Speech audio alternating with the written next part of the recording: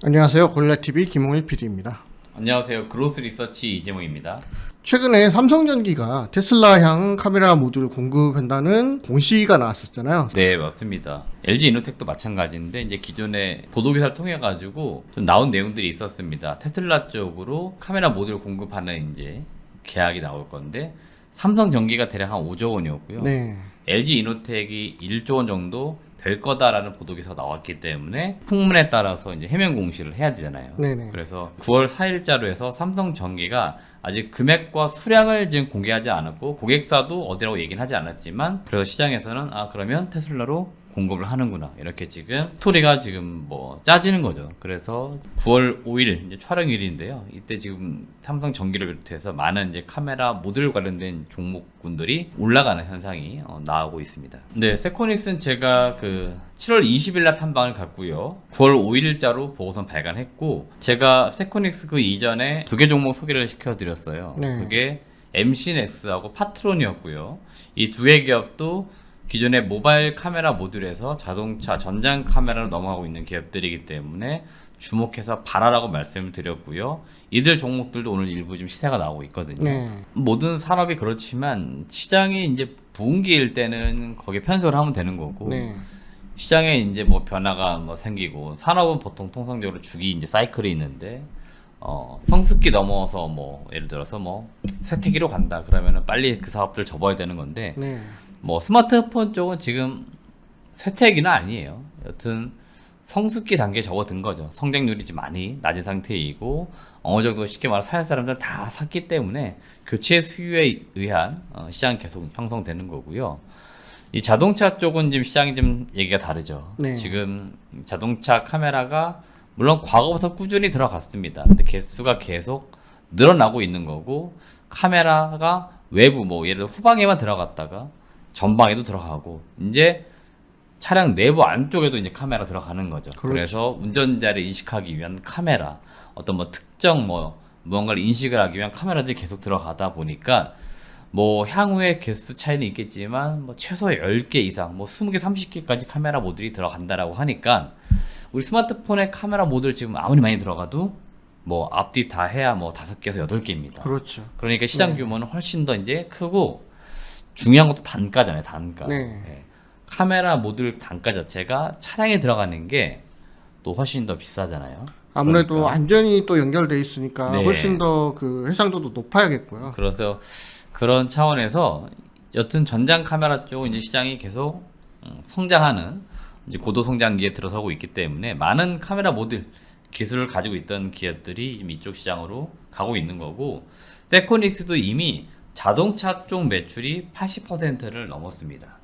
이 80% 중에서도 좀 세분화해서 나눠 보시면은 그 보통 우리가 앞에 라이트라고 부르는 헤드램프 있죠. 네. 이 헤드램프를 만드는데 이게 대략 매출이 한 40%이고 순수 이제 전장 카메라 모듈과 광학 렌즈는 한 40%입니다. 그래서 실제로 자동차 쪽 그러니까 현대차나 기아로 납품되고 있는 그 매출 비중이 80%를 넘어가고 있는 게 올해 2023년도다라고 보시면 되겠고 모바일 쪽은 당연히 이제 매출 비중이 낮아져가지고 10%대까지 떨어지게 됩니다. 네. 그만큼 지금 자동차 쪽 상황이 좋다라고 보시면 되죠. 경영권 승계 관련해서 좀 불확실성은 이번에 해소된 거죠. 이 세코닉스를 아주 오랜 기간 그 보셨던 분들은 참 사업 내용 좋고 매출 좋아지고 이익도 좋은 시기 있었는데 주가가 정말 이상할 정도로 안 간다라는 이야기들이 많았어요. 네. 그 이유가 바로 뭐냐면은 요 상속 이슈 때문에 그런데 요 상속 이슈가 8월 17일자로 이제 끝났습니다. 8월 17일 공시가 나왔는데 이게 공시 내용인데 잘 보시면은 여기 최대 주주 등에서 박운경 외 1명으로 이렇게 이제 변경이 된 겁니다. 그래서 실제로 창업주인 박원희 이제 회장이 2월달에 돌아가셨고, 네네. 그래서 상속 절차 이제 과정이 있었던 거고 8월 17일자에서 지분 배분이 쉽게 말하면 다 끝난 거예요. 그래서 상속도 이제 깔끔하게 이루어지면서 요 최대 주주 이제 박은경 대표이사가 된 거죠. 그래서 19.38%의 지분을 갖게 됐다. 이렇게 그래서 최대 주주가 바뀌었다라고 지금 공시하고 있는 거고요. 사실 이 박은경 대표이사는 2015년도에 대표이사로 취임을 했습니다. 네. 그래서 이미 경영 일선에 들어선 지 꽤 됐고 입사한 지 더 오래됐어요. 그래서 이미 이쪽 회사에 대해서 말 그대로 빠삭하게 알고 있고요. 일단 장악을 다 된 네, 거죠. 2015년부터 대표이사로 사실은 업무를 수행해 왔는데 이 기존 창업주 이제 박원희 회장은 이 세코니스 본사가 동두천에 있잖아요. 네. 동두천에 상장 기업이 뭐 거의 없을 겁니다. 동두천 내에서 세코니스가 상당히 중요한 역할을 했던 기업이에요. 기존의 창업주분은 사실은 특히 이제 사양 사업의 어떤 직원분들을 정리하고 하지 못하고 계속 안고 계셨습니다. 아, 그러다 보니까 회사가 계속 앞으로 나가려면은 새로운 사업도 하고 새로운 인력을 뽑아야 되는데 기존 사업의 기존 인력과 이렇게 계속 공존하다 보니 비용이 많이 나갔죠. 의리가 있으신 분이. 네, 말 그대로 그거였습니다. 일단 뭐 주주 입장에서는 약간 그런 그렇죠. 거네요. 사실 네. 주주 입장에선 그렇지만 이게 경영을 해보시면 자기 직원들, 네. 자기 식구처럼 굉장히 잘 챙기잖아요. 그렇죠. 네. 그러다 보니까 물론 좋은 회사예요. 그래서 그동안에는 사실은 매출이 증가 물론 해왔었지만 증가폭이 크지 않은 가운데 비용이 정말 많이 나갔습니다. 그래서 2020년도 이럴 때 보시면 적자 규모 엄청 컸어요. 네. 그래서 굉장히 힘든 시기를 보냈고 그래서 사실은 뭐 상장 폐지 직전까지 갔던 기업이에요. 굉장히 힘든 시기를 보냈습니다. 물론 그때 회계 이슈도 있었고요. 네. 그런 것들 다 이제 끝났습니다. 그러니까 깔끔하게 회계 이슈 이런 문제도 다 해결됐고 박윤경 대표이사가 이제 올해 본격적으로 독자 경영 노선을 세우고 있는데 핵심적인 단어가 바로 이 수익성이에요. 수익성. 이제는 수익을 내는 쪽으로 가자. 동두천 이제 다 만나 접어야 돼.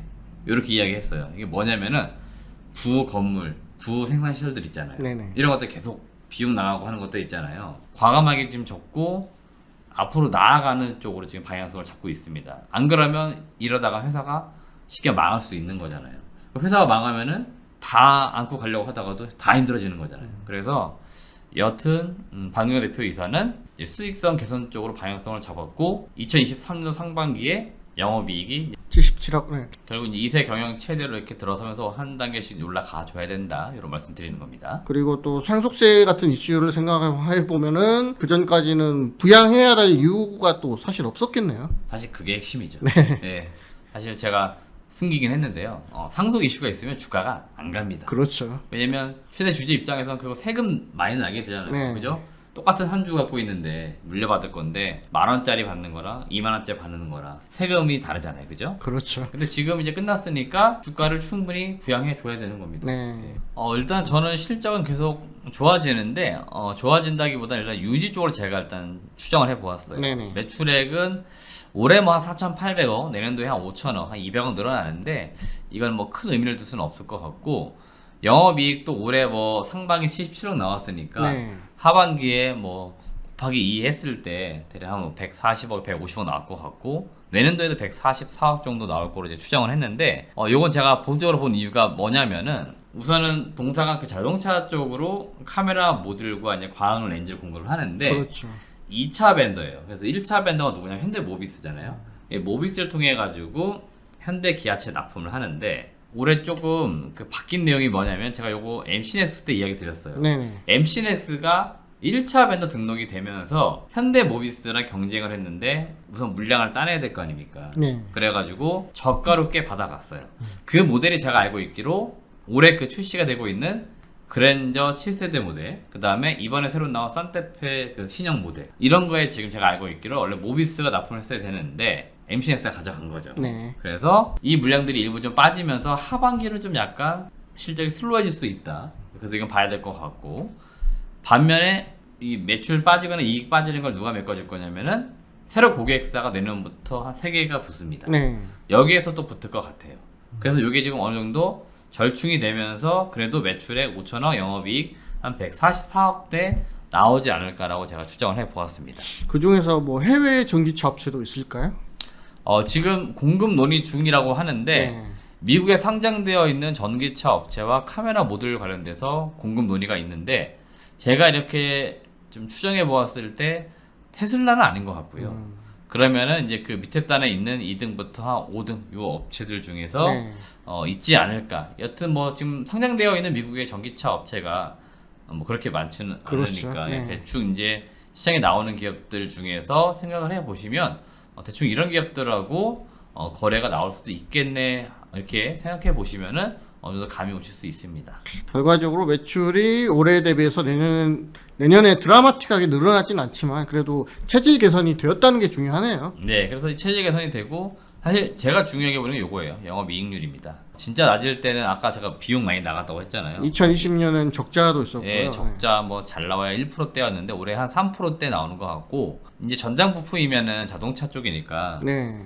못해도 한 5% 나와야 돼요. 그래서 지금 매출의 5%만 나와도 영업이익은 한 250억 이상 나옵니다. 네. 그럼 영업이익이 지금보다 한 100억 이상 더 나오는 거니까 상당히 지금 체질 개선이 되고 있는 비즈니스 구조가 만들어진다라고 보시면 됩니다. 네. 제가 보고서 쓸 때만 해도 주가지 변동이 생겼는데 네네. 9,000원대 있다가 갑자기 모고증권사 보고서 나오면서 한 20% 급등을 하더니 한 8,000원대 올라오더니 지금 촬영일 기준으로 주가가 급등을 하고 있습니다. 다시 오늘 이슈가 있었으니까요. 네, 이게 삼성전기 사실 이슈죠. 네. 네, 뭐 세컨 이슈는 아니었는데요. 여튼 카메라 모듈 전반적으로 올라가는 분위기라 주가 변동이 있긴 한데 제가 보는 적정 주가는 일단 12,000원 이상입니다. 그렇기 때문에 12,000원까지는 가져가셔라라는 투자 전략을 말씀을 드립니다.